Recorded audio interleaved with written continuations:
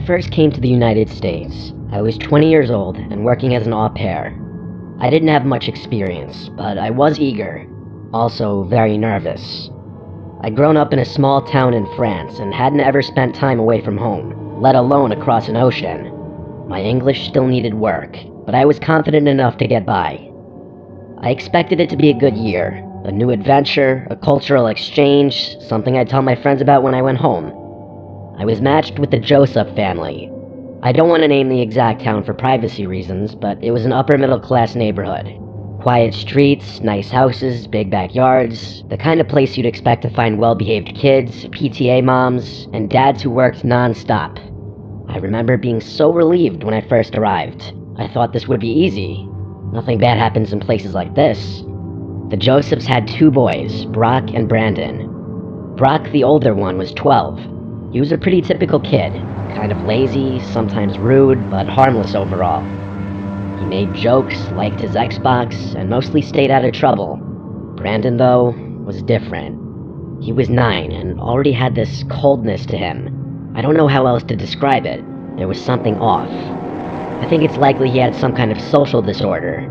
When I first met him, he just stared at me without saying a word. Not shy or embarrassed, just staring like he was studying me. After a few seconds, he smiled and asked, "Are you the maid?" I laughed awkwardly and said I was going to help look after him and his brother for the year. He didn't laugh with me, he just kept watching. It didn't take long to realize Brandon wasn't like the other kids. My host parents warned me that he was difficult. They said he had a bit of an attitude, but that was the understatement of the century. Brandon didn't just have an attitude, he was mean. And I don't mean the usual bratty stuff like teasing his brother or refusing to eat what he was served. It was worse than that. He lied constantly, about everything. He once told his teacher that Brock tried to choke him in the kitchen, which never happened. He told a neighbor that his parents locked him in a closet at night. He even told me that the last au pair ran away because of him, and that she was never seen again.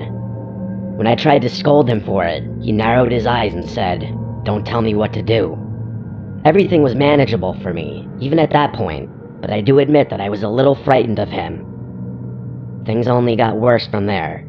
One night, about 2 months in, I pulled back my sheets and froze. There were thumbtacks scattered all over my mattress. I just stared for a second. Dozens, maybe 100 of them, were pointing upwards, waiting for me to lie down. My heart started racing. The mattress cover had tiny punctures everywhere. I stood there in fear, realizing how close I'd come to lying on them. Brandon had been spying on me earlier that day. I'd caught him peeking through a crack in the door when I was folding clothes. I didn't think much of it at the time, just assumed he was being nosy. But after seeing all those thumbtacks, I wasn't so sure. I was honestly so scared. I didn't want to tell his parents, afraid that they'd send me back to France. So I cleaned up the mess and kept it to myself. After that, things became more and more strange. Brandon started following me around the house. I'd catch him peeking around corners, watching me from the doorways. Sometimes when I was cooking or reading, I'd look up to find him sitting across the room, staring without blinking. I never said anything. I must admit, I tried to avoid him as much as I could out of fear. One afternoon, I was watering flowers in the garden when I smelled something off. A sharp, sour odor, like something rotting. I traced it to a corner of the yard where the soil looked freshly disturbed. I was curious, so I grabbed one of those little garden shovels and started poking at the soil. When I saw what was there, I nearly screamed. There were 3 dead rabbits buried there. Their bodies were twisted and cut in several places. One had its legs tied together with string. I ran inside to tell my host parents. Mr. and Mrs. Joseph looked concerned at first, until they pulled Brendan aside to ask him about it. He gave an innocent look and said it wasn't him. And that was it. They believed him. Mrs. Joseph said it was probably one of the neighborhood kids and told Brendan to go back inside. I started sleeping with my bedroom door locked after that. A week later, I woke up in the middle of the night to a noise in my room. I opened my eyes and saw a shadow near my bed. It was Brandon. He was standing there, holding something. I blinked a few times and realized what it was. A kitchen knife. I screamed as loud as I could. By the time the parents came rushing in, the knife was gone. Brandon had shoved it under the bed. He convinced them that he'd been sleepwalking. Mrs. Joseph gave me an annoyed look, as if to say, "Why are you making such a fuss?" I pointed to the knife handle sticking out from under the bed and pleaded with them to believe me. Mr. Joseph knelt down, pulled it out, and showed it to Brandon. He just smiled and said he had never seen it before, and they of course believed him. I told them that my door had been locked, so he must have picked it, but they told me that was nonsense. I felt so alone. I had no one. I didn't know what to do. For better or worse, a decision was made for me. The next morning, Mrs. Joseph called me to the living room and said I had stolen her jewelry. I was completely confused until she held up a pearl necklace I had never seen before. She told me she had found it in my purse, which she was holding in her other hand. I begged her to believe me, that I hadn't stolen it, but there was nothing I could say to convince her. Brandon stood in the hallway smiling to himself. I knew it was him. They fired me on the spot. I flew back to France the next day. I couldn't believe how easily Brandon had destroyed my life. For months afterwards, I was extremely depressed. I thought I had blown my one chance at living in the US, and feared I wouldn't get another one. Fortunately, I found my way back to the States several years later, and still live here. I have a good job and good friends. I still think about Brandon from time to time. I can only imagine the evil person he's grown up to become.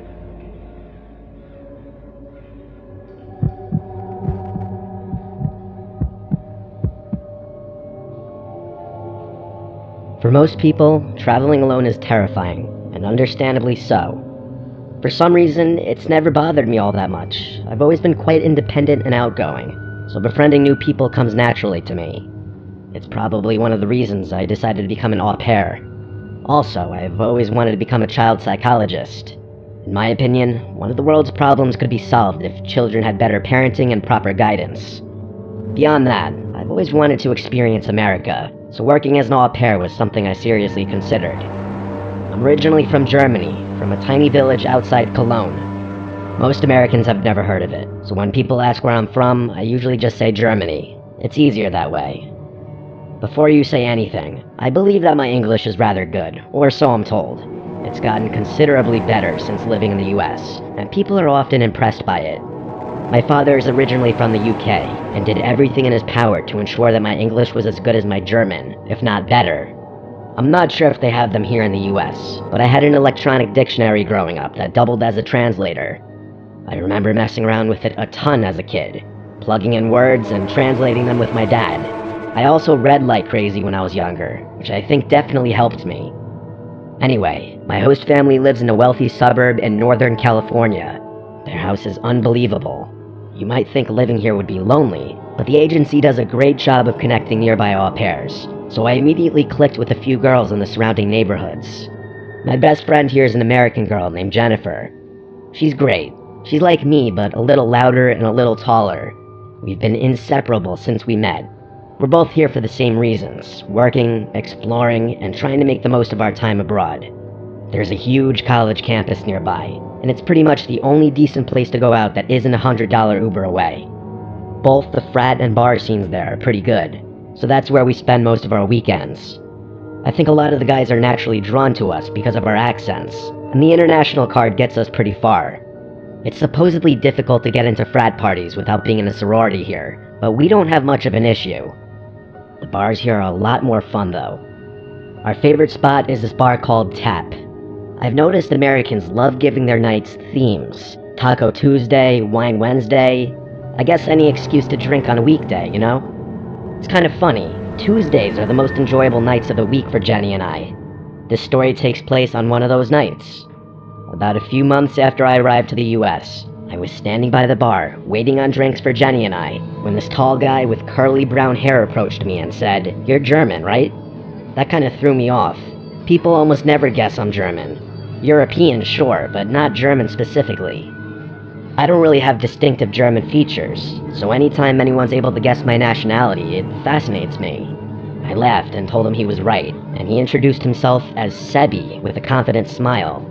We talked for a while, and everything was very natural. I'll admit, I get approached a lot when I go out. I'm in shape, and I know I'm decent looking, but guys are usually kind of obvious and cheesy when they talk to me. Sebi felt different. The more we talked, the more it seemed like he was actually interested in me as a person as opposed to just hitting on me. He knew a lot of tidbits about German culture, which was something I quite liked about him. A lot of the Americans I don't talk to don't know much about the rest of the world, so it was nice to talk to someone well-traveled, smart, and cultured. We talked and laughed for a while longer before I introduced him to Jenny. He smiled and waved his friend over, an Asian guy who introduced himself as Hunter. He and Jenny immediately hit it off. All in all, it was a great time. Before the night ended, Sebi asked me for my number, and I gave it to him without hesitation. A few days later, Sebi invited me over for dinner. When I got to his place, I expected him to have dinner reservations ready or something, but instead, he was cooking a pasta dish for us in the kitchen. It was quite sweet. I ended up helping him prepare the meal, and he opened a bottle of wine for us. I had such a great time that I ended up sleeping over at his apartment. The next morning, I woke up and examined his room a little. Unlike most college apartments, it was quite clean. He didn't have any posters or typical decorations up, but rather a bunch of landscape pictures. His walls were covered with dozens of square photographs, all black and white.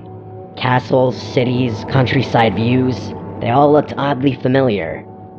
I got up and looked at them a little more closely, realizing they all had locations printed on them. They were all from Germany. Every single one, with the exception of a picture of Monte Carlo, Monaco. Sebi had woken up by then, so I turned and asked him jokingly if he had a thing for German architecture.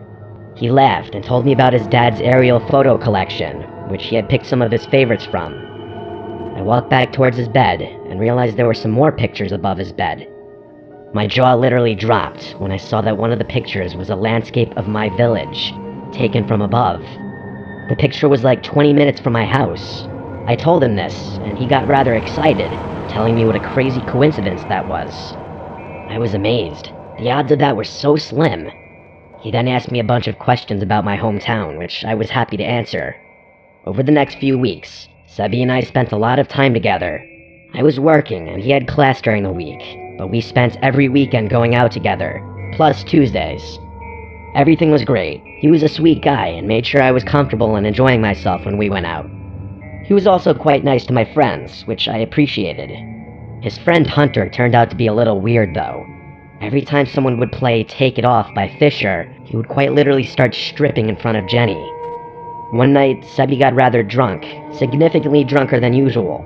As he was walking me to his apartment, he was going on and on about how much he loved German women and how he always wanted a German wife.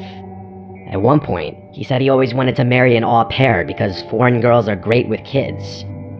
I brushed it off as some weird fantasy, but that was the first thing he did or said that didn't sit well with me. Obviously not a deal breaker, though. He had been perfect up until then. But then came the first time he took me out to dinner.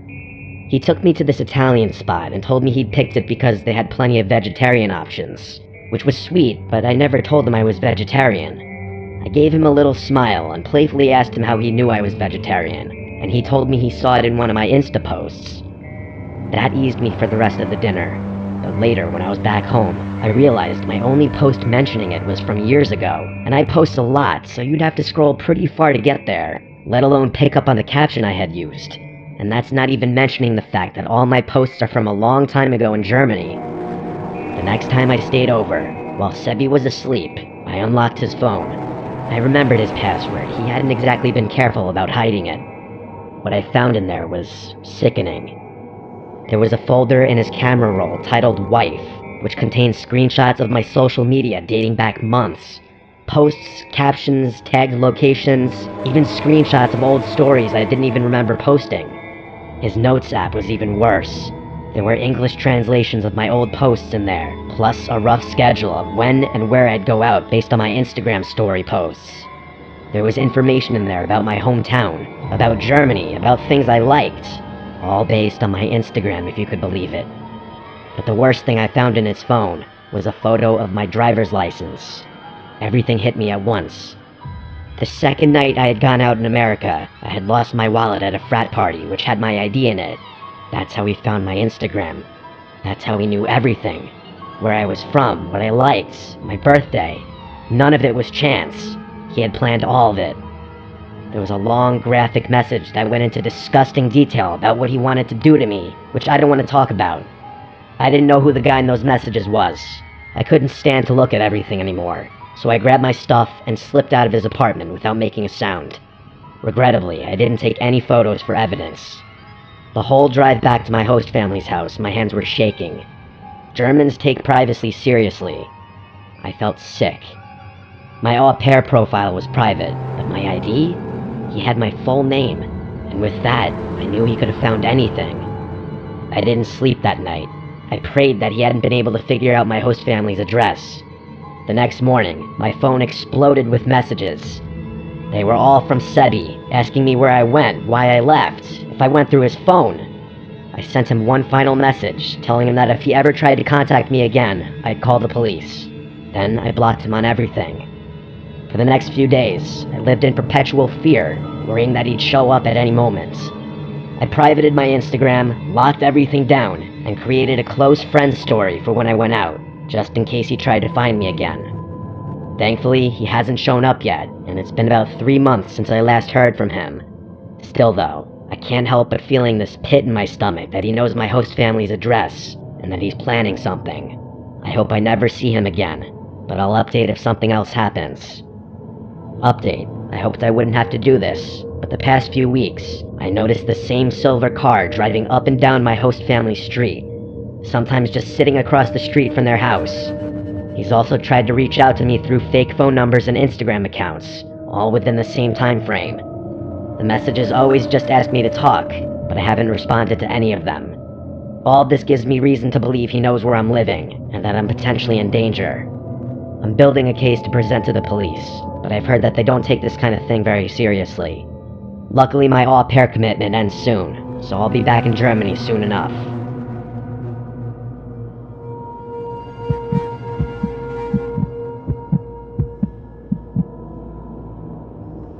This happened a few years ago. I've always wanted to live in Europe, ever since I was a kid. It was my lifelong dream. More than anything, though, I wanted to work with kids. I've always had a way with them, and I knew ever since I was little that I wouldn't be fully content with my life if my job didn't involve caring for or teaching kids in some capacity. So when I found out I could become an au pair in France, where I could use my French from high school and be part of the family, it felt like everything was falling into place. The decision wasn't easy. I'm from Canada, and the move was a big one, but France had favorable visa options for Canadians, and it was the perfect chance to improve my French, Canada's second language. Plus, I had a few friends in Paris, so I wouldn't be entirely alone there. Money, though, was a problem. I didn't have family support. I won't get into why, that's personal, but let's just say I was on my own. I couldn't afford one of those expensive agencies, so I used a free au pair website instead. Not ideal, but it was all I could manage. That's how I connected with Leah. Leah's ad was warm and straightforward. She needed help with her 2 kids while her husband traveled for work. She seemed wonderful, very polite and very friendly. On our video calls, she was quick to call me Cherie and ma belle, which felt different from home, but in a charming, motherly way. She asked a lot about me, how I was with kids, how I felt about family life, but didn't talk much about herself. Still, she felt genuine. I trusted her. The only thing that felt off was the kids.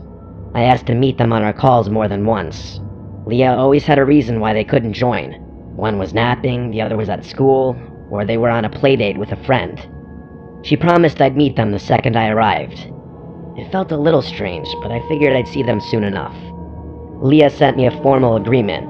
Everything looked proper, and we agreed on my start date. I booked my flight, packed my life into a suitcase, and said goodbye to Canada. When I landed at Charles de Gaulle, Leah wasn't there. That surprised me. From everything I had heard, most host families meet their au pairs at the airport. But then my phone buzzed. It was a message from Leah, telling me that she was stuck in traffic and instructed me to go to the side drop-off area where she'd have me picked up. I remember using Google Translate on her message because it sounded like she was going to have someone else pick me up, and I wanted to double-check. I was right, and that made me confused and a little unsettled. Despite that, I followed her instructions. A few minutes later, a car drove up, and a woman approached, late 40s maybe, with short blonde hair and a bright smile. She looked nothing like Leah. She introduced herself as Leah's cousin and said, "You must be Leah's au pair. She sent me to get you." I hesitated. Something felt off immediately. I asked her if I could talk to Leah and unlocked my phone. She told me that Leah was probably still driving and assured me that she'd be waiting for me at home. I called Leah anyway, and it went straight to voicemail. It didn't even ring. The woman kept telling me that I'd be fine with a huge smile on her face. I was confused, but also exhausted from the flight. And what was I supposed to do? Stand there in the airport forever? So I did what she said and got in the car. The woman kept the conversation going non-stop as we drove. She asked about my flight, my life in Canada, and if I was excited to start my new job. But when I tried to steer the conversation back to Leah or the children, she brushed it off. Just said that I'd love them and that I'd see them soon. I started to feel worse and worse about the whole situation. She was too polished, too eager to keep me talking without actually answering anything. The scenery outside began to change. I had the address in Google Maps, and the route we were taking didn't match. We were heading away from the suburbs and into what looked like an industrial-type area. I started panicking. I felt like I was in the process of being abducted. I asked her directly where we were going, and she responded lightly, calling it a shortcut, again repeating that Leah was expecting us. I felt the blood drain from my face. I knew at that point that she was lying. I told her to take me back to the airport, but she didn't answer. I told her I'd call the police if she didn't take me back to the airport, and she told me to relax. But I wasn't letting up. No matter what I said, she just kept repeating herself about Leah and insisted that I was overreacting. The next time the car slowed down, I kicked the door open and jumped out onto the street. The woman didn't drive off. Instead, she kinda just looked at me like I was the one who was acting crazy. I called my mom, who told me to get away from the car, get somewhere safe, and call for help. As I was talking to my mom, I looked through the windshield and noticed the woman now on her phone, speaking rapidly in a language I didn't recognize. It wasn't French, and it definitely wasn't English. I couldn't shake the gut feeling that she was talking to Leah. There wasn't another car in sight, but under no circumstance was I getting back in that vehicle. Eventually, the driver's side door opened, and the woman took a step towards me. I screamed that I was on the phone with the police, and that actually got her to stop. Without saying another word, she went back to the car, threw my suitcase onto the road, and then sped off. I got the license plate as she drove away, but I was on the verge of tears with my mom still on the phone. I ended up hitchhiking to one of my friends' houses. I honestly don't know what I would have done without that option. My friend's family helped me report everything to the police, and eventually even agreed to help me with a fare back to Canada, which I was beyond grateful for. Eventually, they updated me on what the police informed them. Apparently, there was no registered au pair family by Leah's name. The number Leah used was prepaid and untraceable. All the photos of the children were taken from the internet. Everyone I talked to about this tells me the same thing. I was moments away from being trafficked. The worst part about that whole thing was that I wasted all that money on those plane tickets and traumatized myself permanently. Looking back, I know how lucky I am. I was moments away from something terrible, something I can barely let myself imagine. The whole situation was calculated from start to finish, and if I hadn't trusted my gut, I might not be here to tell the story. It took some time, but I eventually made my way back to France, this time through a verified agency. I'm hoping to eventually fulfill residency requirements and become a permanent citizen here.